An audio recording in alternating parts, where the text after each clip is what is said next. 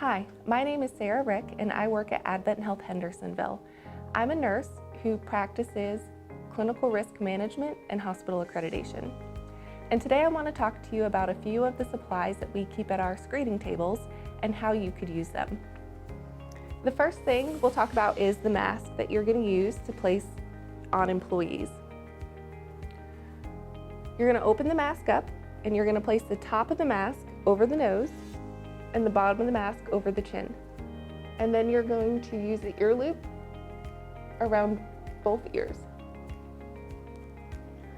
Once you have the ear loops on the ears, you're going to pull the mask down over your chin, and then you're going to pinch the mask to form with your nose. Now you're going to have to take this mask off periodically through the day for things like eating and drinking. So I want to show you how to safely remove your mask. You'll take the mask ear loop off each ear and you'll pull the mask away from your face. You do not want to touch the outside or the inside of the mask. So what you're going to do is you're going to fold your mask in half long ways so that the edges touch. And then you could fold your mask one more time so that the ear loop straps come together. What we recommend is keeping a paper bag at your desk or where you're going to eat, and you can place the mask into the paper bag so that the ear loops remain on the outside. This way, when you are ready to put your mask back on your face, you can just pull your ear loop strings, pull your mask out, and unfold your mask to reapply it.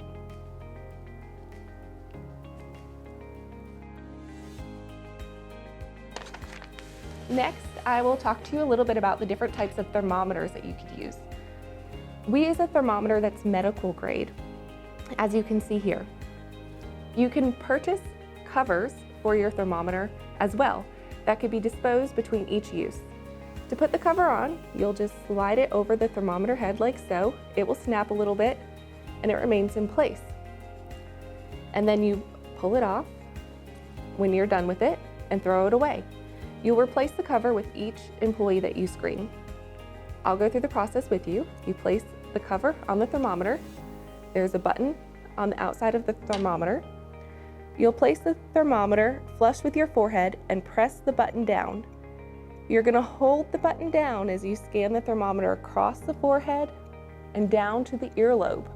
When you get to the earlobe, you'll release the button and your temperature will appear here in your bottom screen. You can see that my temperature is 99.6. Remember that we recommend that temperatures greater than 100, the employee does not enter the workplace and they call their manager.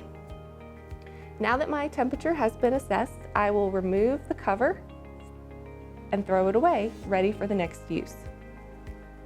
Another type of thermometer that you can use is this infrared forehead thermometer. It doesn't have to touch the skin at all. You could buy something like this on Amazon. You'll read the manufacturer's instructions and it will tell you that you should hold the thermometer 3 to 5 centimeters from the forehead, and you'll press the trigger and release the trigger, and the temperature will appear in this screen here. Make sure that with whatever thermometer you use, you follow manufacturer's instructions. For instance, this thermometer won't work if the ambient temperature is less than 50 degrees or greater than 100 degrees. If you can't find covers for your thermometers, you can use a sandy wipe to disinfect your thermometer and your surfaces around you.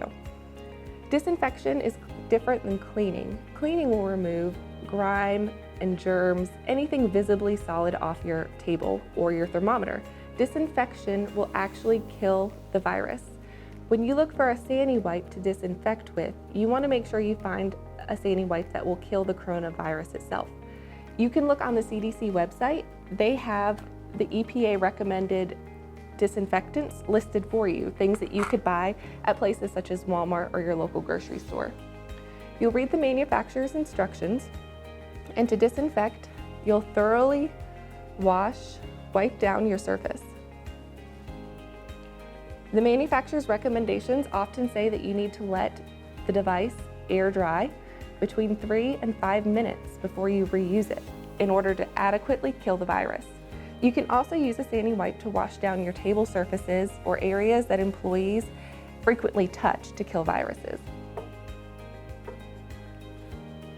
You'll also want to keep hand sanitizer at your screening station.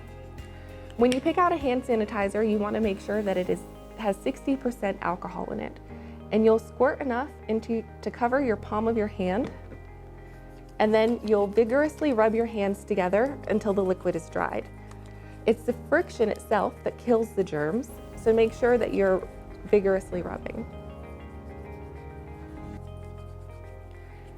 And these are the items that we keep at our screening tables at Advent Health Hendersonville, and we hope that this demonstration will help make you comfortable in screening your employees before they enter your workplace. Have a great day.